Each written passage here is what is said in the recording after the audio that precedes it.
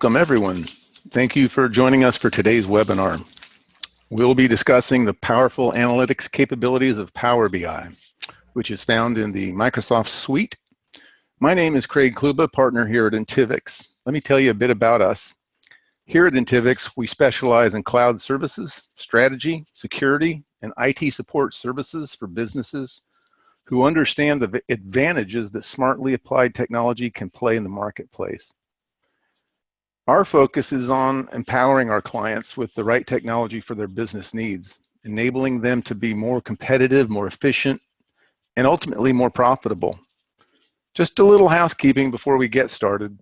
If you have any questions during the presentation, please type them into your question box in the control panel. We will answer the questions at the end of the presentation, and the webinar will also be recorded and made available soon after. You'll be able to review it at your leisure after the fact. So let's get to it. With me today is Kyle Ramirez and Don Stamps. Our agenda is pretty straightforward today. I'll do an overview. We'll talk about some of the power of Power BI. And more importantly, rather than listening to me, you'll be able to see Kyle demonstrate Power BI in action. So what is Power BI? Well, if you don't know, BI stands for Business Intelligence. Power BI is a desktop and cloud-based business analytics tool that enables anyone to visualize and analyze data with greater speed, efficiency, and understanding. It connects users to a broad range of data through easy-to-use dashboards, interactive reports, and compelling visualizations that bring data to life. Power BI comes in two ways. The Power BI desktop, which is totally free, which isn't to say that, oh, it's some light version, some lesser version. It's an extremely powerful desktop tool. But you'll see in the demonstration some of the limitations of it. So what Power BI Desktop can do for you, connect to hundreds of data sources, clean and prepare data using their visualization tools, analyze and build stunning reports, publish the Power BI to the Power BI service. You can embed these reports that you do in public websites. It's very powerful, but does not allow for fully automated delivery of reports. And when we get into the online version, you'll see the power of that. So the Power BI online service via Office 365 lets you build dashboards that deliver a 360-degree real-time view of the business. It helps you keep data up to date automatically, which includes on-premise data sources. So regardless of whether you have your data in the cloud, on-prem, or both, you can synchronize that data to Power BI online service and then visualize it. So it allows you to collaborate on shared data. Multiple people can use the online version simultaneously. You can audit and govern how data is accessed and used there. And you can package content and distribute it to users with applications. Anyone that has data and has questions about data, Power BI is for you.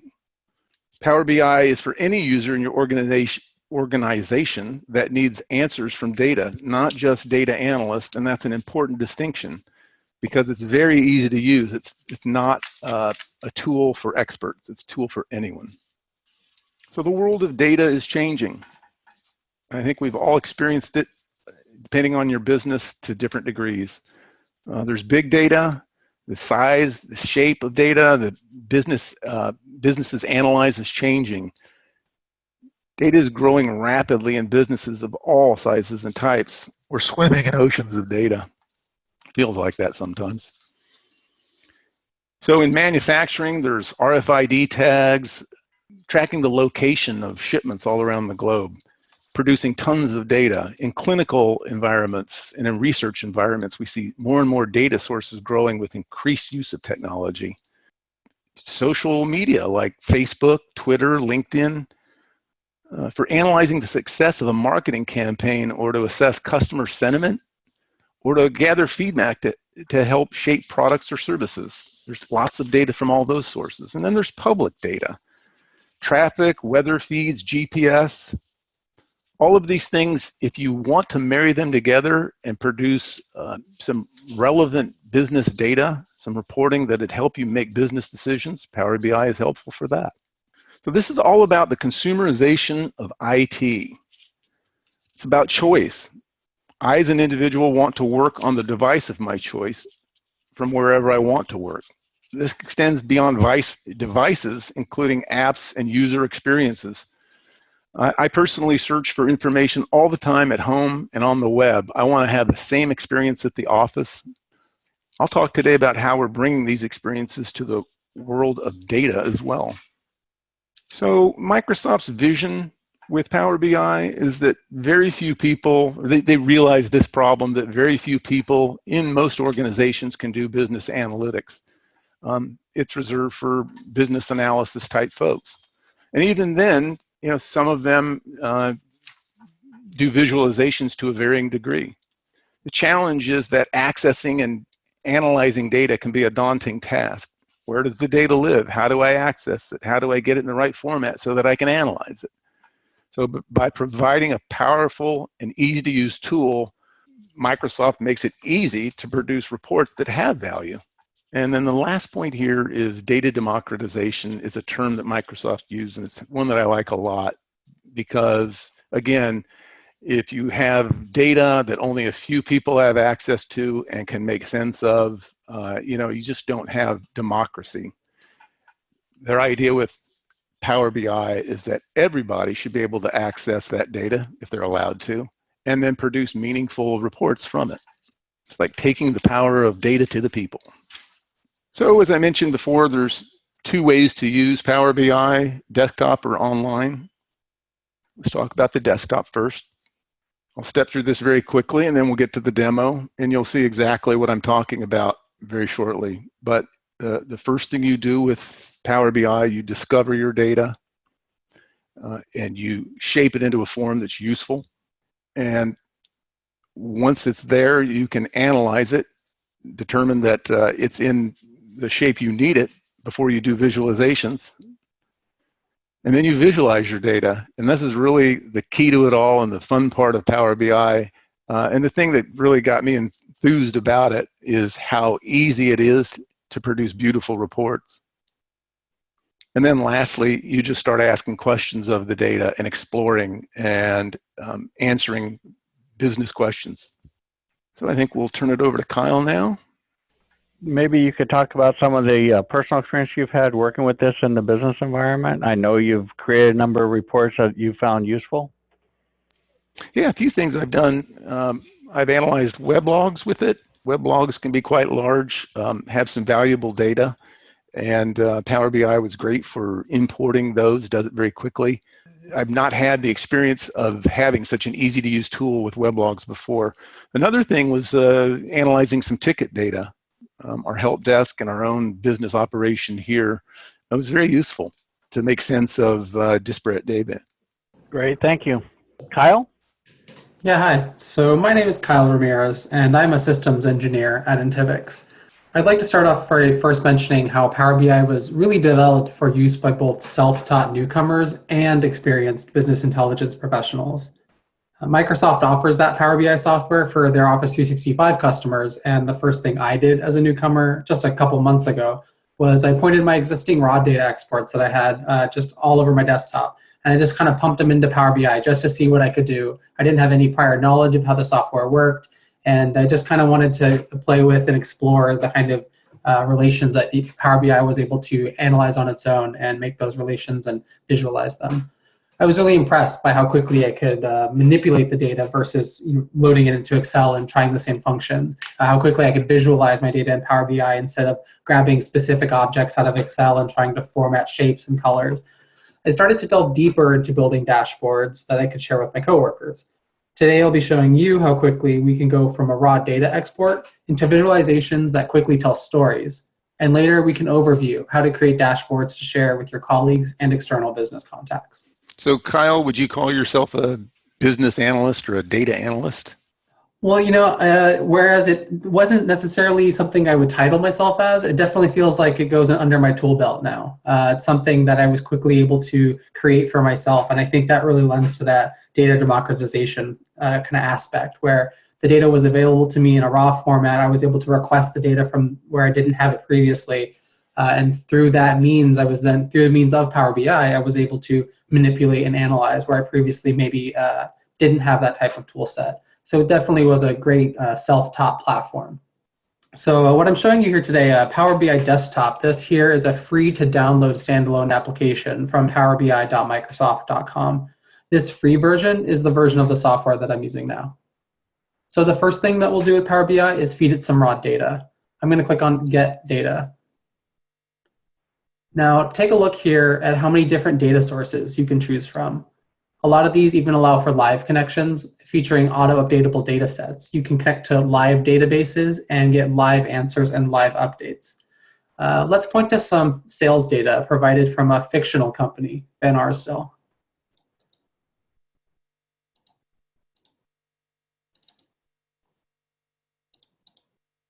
There's some US sales data provided by the fictional US sales team, and they've got a large fact table. We're going to click on Edit, which will pop up here shortly. There's a load option to load directly into Power BI, and there's an Edit button. It's going to take the first 200 rows, which is up here indicated. The data type detection is based on the first 200 rows. And this is just taking the data that it sees and trying to make quick analysis of how to format each of these columns. We want to click Edit just to ensure that that data is imported correctly.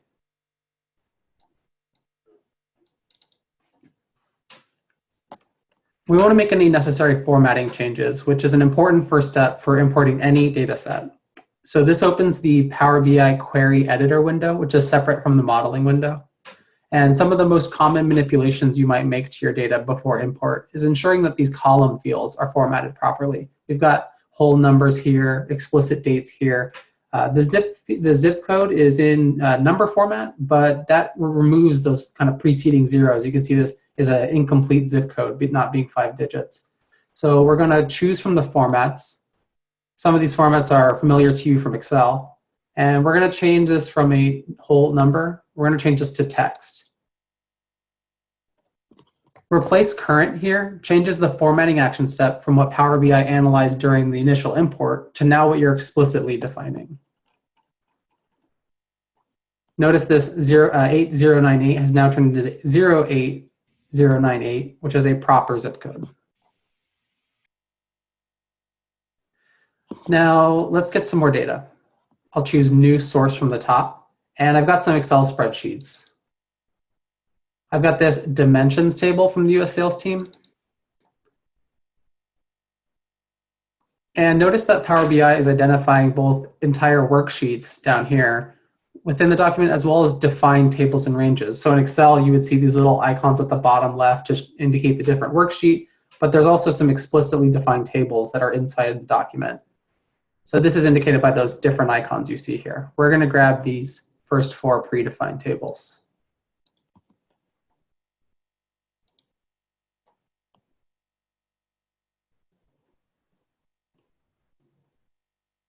Here during the evaluation step, it's doing that same type of inference detection. It's trying to detect the type of data, and it's making some choices as to how it would format some of those columns.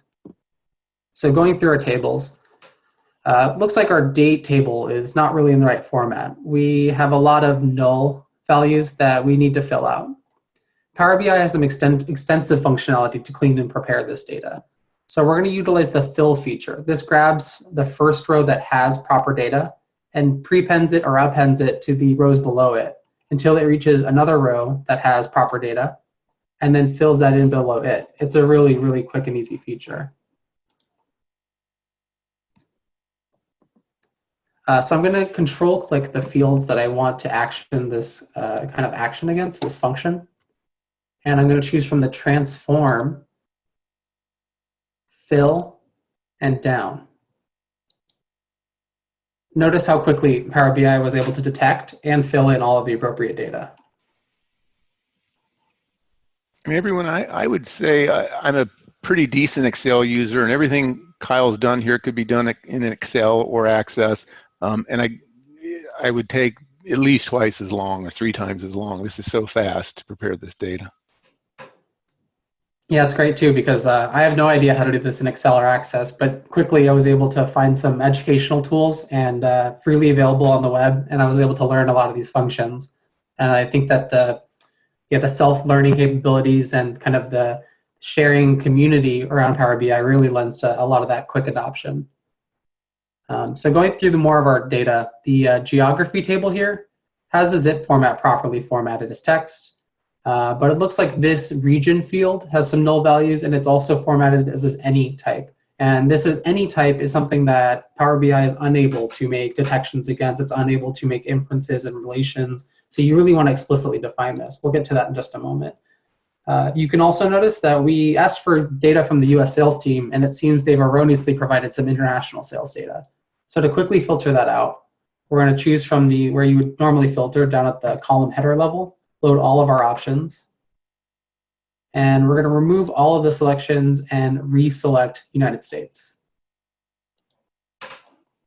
It's also here that I'll be formatting region properly as text. The manufacturer table here is incorrectly put across as rows instead of columns. And the columns headers actually have no really appropriate data. Some of this stuff is doesn't really help you make any inferences or making any detections. So what we're going to do here in a single click is go to the transpose button. And this will quickly do that transposition that you can do in other applications such as Excel and Access. But I also want to click on Home and use first row as headers. This promotes the first row, which was row 1, up to the column titles. Now, some might stop here and imagine how manipulating this data every time you're provided with a new monthly report from the sales team can get pretty tedious, and it's more work than you kind of asked for. However, Power BI is able to record each step you take to transform your data on this right-hand sidebar under Applied Steps. This remembers each of the transformations that we've made per worksheet. And next month, when we receive new data exports from the sales team, Power BI will perform all of the saved data cleaning and manipulation steps automatically during data import. So here we have the source file. It looked through all of the columns, made inferences, and it changed the type based on how it thought it was best going to be laid out. We said, hey, I want to transpose that table from horizontal into vertical. I want to promote those headers. And this changing the type is changing these properly to the correct whole number. That would be done automatically next time you feed it this dimension table. So reviewing our product table, it looks like we have some duplicate data. It seems, just because I'm pretty familiar with this data set, as you might be with your own data in your own business, this product ID is duplicated. I've got it over here, but I've also got it in the middle of this column. A common feature of Excel or Access is text to columns. Here they're calling it split column. I know that I see a dash in between here that I can use as a splitting delimiter. So I'm going to go ahead and choose a custom delimiter because the dash icon is not explicitly listed. I'm going to enter that dash delimiter and tell it to go ahead. Notice you've now split that text column all the way into 2 columns, product 1 and product 2. Since this is duplicate data, I'm going to remove this column. And since having the proper name and matching name of column names across your worksheets is important, we're going to clean up the title of that, make sure it hits product just like the other ones. So I'm going to go over my data one final time just to ensure that everything's formatted the way I expect it to be. So on my sales worksheet, looks like I've got whole numbers, explicit dates, text, whole numbers, but the revenue is this decimal number. I know I want a fixed decimal number because revenue is in fixed decimal currency values, so I'll choose that. Again, replacing the current step is replacing the step that Power BI initially analyzed and replacing the step with what you've explicitly defined. You could choose to add a step. It adds a little bit of complexity, but it doesn't change anything. It's just a little cleaner to replace the pre-analyzed step with the one that you've defined. From the date worksheet, it looks like all the columns here are whole numbers, text, whole numbers, and explicit dates. Our geography sheet we just cleaned up. Everything is properly formatted as text. The zip code, again, we want as text because of those preceding zeros. And under manufacturer, it looks like I have whole numbers and text. Product, we just cleaned up just a short minute ago. Whole numbers, text, text, text, whole numbers, and everything looks great. We're ready to now load that data into Power BI for modeling, which allows us to visualize all of our data. Click on a Home tab, then Close and Apply.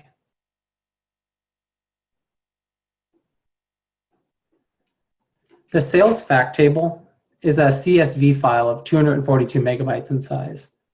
That would typically push Excel to its absolute operational threshold. It would completely bog it down. It might not even load. Power BI is able to easily load this file into memory. And it should be noted that I'm using a standard business laptop. I don't have any exorbitant system resource upgrades. I'm not utilizing any sort of tower PC that's got a bunch of extra GPU power and a bunch of extra distributed computing power. I'm not utilizing any sort of network server farm to crunch and visualize my data sets. It's all being able to be done using my standard business laptop that was assigned to me. So as this data is imported, Power BI is seeking to infer those relations. It's matching those matching column names, detecting that, hey, I think product here and product there, that's probably a relation. And we'll be able to view those relations shortly. Kyle, how many rows of data, how many records were there in that CSV file? In the product table, I think there are over 7,000 different products, but in the sales fact CSV, that 242 megabyte that's loading shortly, there were over 700,000 rows. That's 700,000 different transactions. And Power BI, again, is able to load that directly into memory, which allows us to quickly and easily manipulate and visualize. So now that we have this loaded, I can just show you by expanding our data sets imported, all of the different values that we can make relations against. Our sales fact table has a bunch of different items. Our product table has a lot of different items. But I want to touch one more time on the speed. You had mentioned those, how many different lines of data there were. And so this is 6,574 lines loading near instant. But the really impressive one to me was the first time I viewed this demo fact table. So I'll select that here. And this has 700,000 lines of code, 9,075 lines of code. Lines of data, and quickly and easily I'm able to drag this scroll bar and it loads near instant, and that's due to this data being loaded directly into memory. It reduces that read and write speed to near instant. So viewing our relationships tab down here at the bottom, we're able to view visually the types of relations that Power BI had made between the data sets. Just going to reorganize this a little better for ease of viewing. And we can see quickly that one location here indicated by this icon might relate to many different sales in the sales fact table. One manufacturer might relate to many different manufacturer IDs in the product table. And one product ID might relate to many different product sales. And this is that one-to-many relational database kind of functionality that Power BI seeks to complete. We need some of these relationships to be defined here in order to build some time intelligent measurements. So we have this date dimensions, and we want to match that against our sales and the dates that are in the sales. If Power BI was unable to match that automatically, we're able to drag the date from sales and kind of just point it directly at the dates in the date fact table. That quickly resolves one date resolves to many different sales. You can hover over each of these relationship lines to view which fields are related. So back to modeling the visualizations. It's probably the reason you're attending the webinar in the first place. We want to map out sales over time periods. It's a very common question, and it's something that we can quickly do in Power BI. I'm going to choose a stacked column visualization. Make this a little larger and feed it some data. So our axis left to right is going to be time data, date data. And the values we want to see are revenue. We'll take that from the sales fact collapse these, make this a little easier to navigate. So quickly by saying, hey, show me revenue over dates, we're able to get these types of revenue by year. Let's choose a different type of visualization, a clustered column chart. Quickly, we can kind of remodify how we want to view the data. And it's nice to be able to play and manipulate with this data quickly. I've given it one relation, show me revenues over dates, but I might want to see it a little differently. I might want to just kind of change visualizations to see what tells the story best and how do I best want to communicate that story to others. I want to increase some of these text labels, which is part of that kind of increasing readability and showing the data to others. So under here, under some of these text labels, I should be able to increase this. You can see the years a little better. And I want to enable this drill mode feature, which is this arrow here.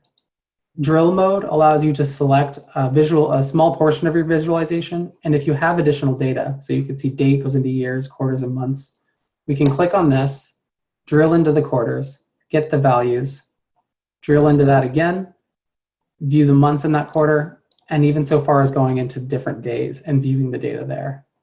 You can hover over each little visualization model just to get the raw data and the actual information that's depicted by that visualization. So some kind of neat tricks that I've been able to pick up are, let's remove the quarters here. It doesn't really help to see the quarters separated and filtered out. But let's take the quarters and put them into the legend field. That quickly shows us how each different quarter makes up the entire year. And if I change this to a stacked column chart, you can see how each quarter stacked upon the last in order to make up the entire year's revenues. If you drill into the year, you again get that same color coordination. This is nice and easy way of saying like, okay, well, which months are in each quarter and how did that make up yearly revenues? I think that's really neat, just having the color coordination matching from the visualization before it. So if we want to add some more data just to the quick at-a-glance view, we can go to this format visualization, which is an innate portion of kind of playing with and manipulating each visualization model. And we're going to turn on these data labels. I'll show you what fields you can kind of customize. That quickly puts the actual hard data directly into the visualization. We can increase that to increase some visibility. I'll make this a little larger. And you can get some faster insights, just to gain those faster insights from your actual data reports. And imagine just trying to make these connections in your head just by looking at raw Excel spreadsheet data. That kind of just gives me a headache thinking about it. So maybe you're not a fan of bar charts. Maybe your manager's not a fan of bar charts. We can easily convert these same relations into a stacked area chart, again, just by choosing a different visualization. Or maybe you'd like to blend both options. That's available to you here in this line and stacked column chart. And if I explicitly define some line values here, let's feed it back the revenue. You're able to get that blended view that some of us kind of really enjoy. I can see how each quarter stacked upon the last and what the total values were for that year at a quick glance. Now, our fictional company, Van Arsdale, has quite a few sub-manufacturers. This revenue chart is viewing at a glance the data from the parent company as a whole. If we wanted to view the breakdown of revenue per manufacturer, we could introduce a donut chart. Oh, excuse me. Put that back. We could introduce a donut chart and feed it the values that we're expecting. So I want to see revenue per manufacturer. We'll select that, and under values, we'll give it the revenue values. And under the legending, we'll feed it all the different manufacturers. You can quickly see how each manufacturer split up the revenues as a whole. And I'll increase those detail labels just so you can review that a little easier. And what if I wanted more than just the information and the kind of, how much space did it take up? What if I want more hard data? We can change from here the detail labels themselves, not only telling me the category, but I want to see the category and the percent of total. Now quickly I'm able to see the area that takes up to quickly make inferences based on majority kind of market share, but I'm also able to get that hard data. It's a quick and easy way to view your data and report that to others. Now, from choosing this format view, so I'll click on one of my other visualizations. And if we choose on format and then edit interactions, we can edit the way that each module interacts with another. So I'll deselect this and kind of take a look here at what appears and disappears here. I'm going to deselect that option, and we lose the ability to make those changes. If I re-enable edit interactions, I have two options. Do I want to highlight data as I select it from another module, or do I want to filter it out? I'll show you what that means now. I'm going to deselect the drill down feature because I want to select. I don't want to drill down anymore. But I want to see all the data from 2006. You can quickly see how this highlight mode will just highlight and show me the portion of the whole, or I can filter completely, which I think is a little nicer. You can see larger changes. But Van Arsdale had a 40% market share for the sales revenue that year in 2006. And we can view 2014, 8 years later, and see if that changes. So I'll select all 4 quarters from 2014. And Van Arsdale had a leaping kind of market share change. They went from that 40% to 52%. And I like just kind of navigating through my data this way and seeing how the other visualizations change.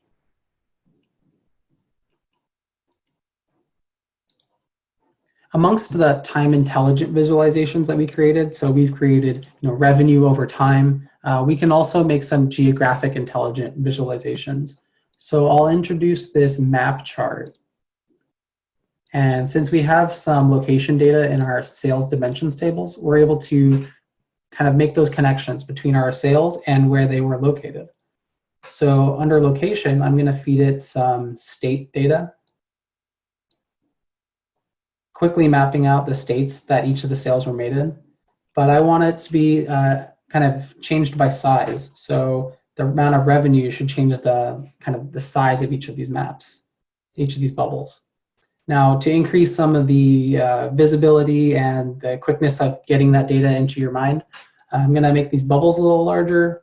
And I really dislike how this map keeps zooming and unzooming every time I make a change. So I'm going to go to map controls and turn off this auto zoom.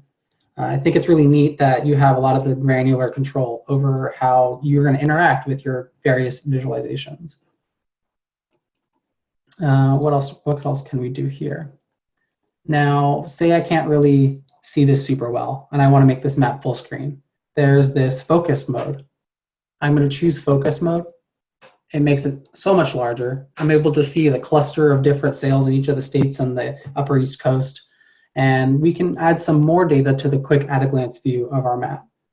So going back to the fields that we can populate, I want to see not only how much revenue and how large the bubble was, but I want to see that manufacturer breakdown.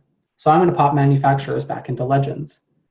Quickly, we can see that looks like our fictional company, Van Arsdale, the parent company had larger market share in Texas than it did in California for the entire year's revenues.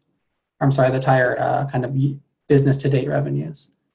And this is a quick and easy way to view that data. I kind of really enjoy that you can quickly make these inferences. I'm not looking at raw numbers and deciding which number is larger. And if I want to view individualized information, I can hover over each of these sections and get individual information over one of its sub-manufacturers, Natura, one of the parent company, and quickly and easily view that data. Now, maybe you've got somebody from the manufacturing team who is less involved in revenues and really wants to show off how well his manufacturing team was able to pump out large amounts of units. We can add units to the same view, but without the risk of cluttering the data, we can quickly add that to the tooltips section here. We're going to drag units into tooltips. And now when you do that same hover action, not only do you get the revenue listed, you also get the units below it. You can imagine if you have the data, you can display the data. It depends on how you want to display it and how you want to model it. That's really up to you, and that lends to a lot of the creativity that Power BI is able to provide. So back to our kind of major report here. We're able to see at a glance all of the types of modeling information, the trending information that we created, and we can make small changes to increase these bubble sizes, make them a little easier to read at the glance. Say I want to turn off this legending. Not really at a glance curious about which is which. I know I can drill into it. So just to increase some size there, I'll turn off legends. And I think this is really neat. I think it's really impressive how we started off with a raw CSV and Excel format, and we were able to quickly create this visualization that allows us to ask questions and model the answers. So this was really just a small example to see how we can correlate revenue, time, and locations to gain insights into business operations. And at this time, I'd like to hand things back over to Craig now, who can speak more to how these insights can be shared with your colleagues and business contacts. Thanks, Kyle. So Kyle, while Craig's coming back online with this presentation, can you speak a little bit to some of the real world work you've done here at Intivix? I know you've spent a lot of time analyzing real data, and just what's been some of your aha moments or findings? Yeah, for me, it was trending, like what was I spending the most amount of time on, and identifying areas that then I can automate out, or areas that I can create the efficiencies. We know that, we all know that we want to work more efficiently. We want to, work harder, or work smarter, not harder. But where do you pinpoint those strategies? Where do you define and identify? So during the discovery phase, I've saved a lot of time discovering trends and discovering avenues of best value by modeling data.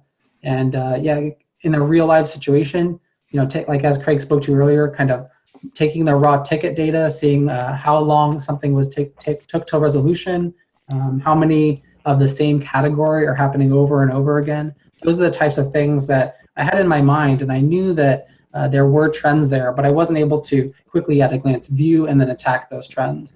So that's the types of value that I got out of Power BI quickly and in a short amount of time. You knew the answers within the data. It was how to get that answer out of it.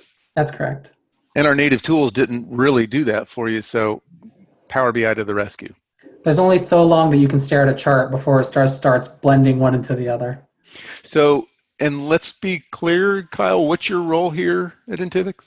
Yeah, so I'm a new systems engineer. I've kind of started boots on the ground as directly developing or directly kind of taking care of issues and directly driving resolutions. But I've now been able to use Power BI to kind of elevate my role and provide more analytical information, and just really, it was able to make me do my job better. So that's kind of how I came into this systems engineering type role.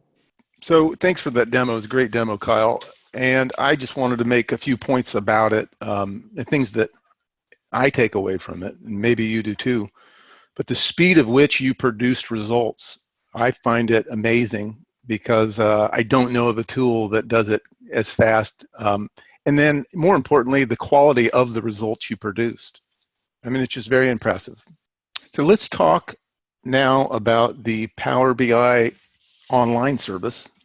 Power BI for Office 365 is a complete self-service business intelligence solution delivered through Office 365. The Power BI for Office 365 service is a cloud-based solution that enables collaboration and reduces the barriers to deploying a business intelligence environment for sharing reports and accessing information. This is to contrast what you just saw in the desktop version. These are some of the things that you'll see, things you can do with the online version. And create BI business intelligence sites. So you see some of the graphs and things you can put here. Well, essentially anything you can do in the desktop version, you can now publish onto a website, a business intelligence website. Queries. So Kyle went in and asked some questions of the data, started producing some nice graphs, some nice results there. Well, those queries could be shared for others so that they could duplicate it to expand on what he's done. Data refresh, this is really a big differentiator. The desktop version is just that. You can produce incredibly powerful results on your desktop in a localized environment. When you're in Office 365 online using Power BI, they provide connectors to data on-premise, connectors to data to other data sources in the cloud. These can be to static files, and it can pick up those files on an interval. I think it's up to 4 times a day. It can be working with live data from a database online in the cloud somewhere. Wherever you have that data, Microsoft provides a connector to reach it. So now dashboards that you'll see and the data that you see in the online version can automatically be updated. So you have real-time information. Data search capabilities far beyond anything you could do on the desktop. You're getting the power of Office 365 backing those searches. Mobile access, another very powerful feature. If these reports, these dashboards become important to you in your business, you want to be able to get to them anywhere from any device, iOS, Android, tablets. Really, the important part for access to Power BI Online is having an HTML5 browser. And lastly, and this is a really exciting thing, is natural language questions. Type a question about your data asking for an answer, and you see results. And we'll demonstrate that. Take it away, Kyle. Great. So I've brought you back to this same report that we just created. I haven't done anything fancy in the background. We're taking exactly what you saw me build before, and we're going to do this live. We're going to sign into 365. We're going to upload the data to the web, and we're going to view that data directly on the web.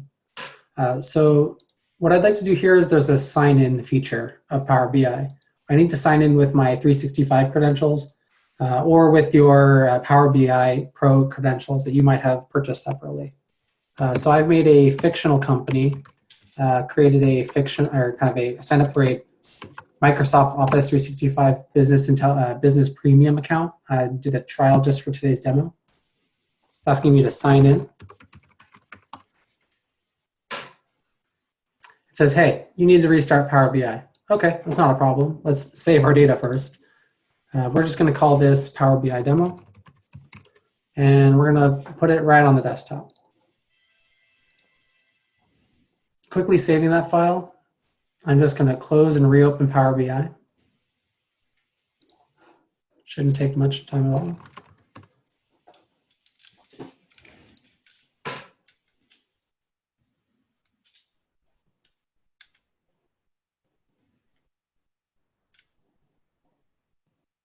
And this is an interesting first screen that you'll see when you open up Power BI. Some of the things that I haven't touched on where this what's new. Power BI has a monthly refresh almost where they're continually creating new functionality, continually adding new connectors. And now that I've got it open, let's go ahead and open our recent demo.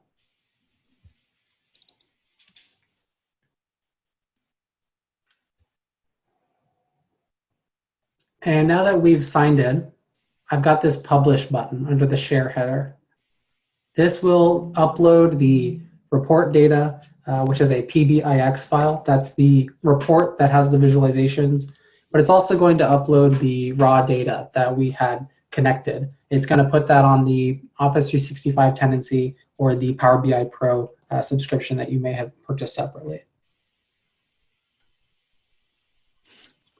Now that I've got this all set up, it's going to let me know that I can open that up on the web.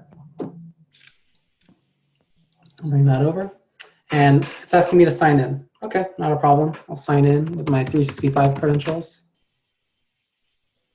And it opens directly in Power BI Online. Now, if you couldn't have gotten to this directly from the link that was provided within the Power BI application, you can always choose this kind of application selector that might be familiar to all of you who are utilizing 365. This has all the different 365 applications, but one of them in here should be Power BI, and we can see that indicated over here on the left. When we've gotten to this Power BI Online site, you can see that we quickly have the same version of what we were looking at previously. But this is loaded in an HTML5 browser.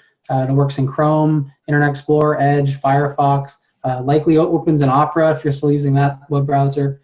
But amongst it working on a desktop version of Chrome, this will also open on the mobile application as well as the mobile for the web if on the mobile web browser of your choice. So that's important to note is this will work, the online version will work fine for Mac or PC. The desktop version is Windows only. That's correct. And even, for some reason you completely, your business laptop crashed and all you have to utilize is the business center, your local Howard Johnson or something. You're on a business trip and you just need to get this data and you need to share it out to somebody. This is where you can quickly access and view, and you can even hit this edit report button to make some small manipulations. that are the same functionality available to the desktop application. So what I'd like to show you today is the sharing functionality. In order to share, I'll expand this. This Power BI demo was uploaded as a report. That's that PBIX file that we created on the desktop version. Dashboards are the items that are shareable. Reports themselves are just for the manipulation and kind of quick viewing. If I want to quickly make that into a dashboard to share with others, I'm going to pin this live page. Where you see this thumb pin icon, thumbtack, you can also pin individual visualizations if you so choose. I want to show all of it at once though.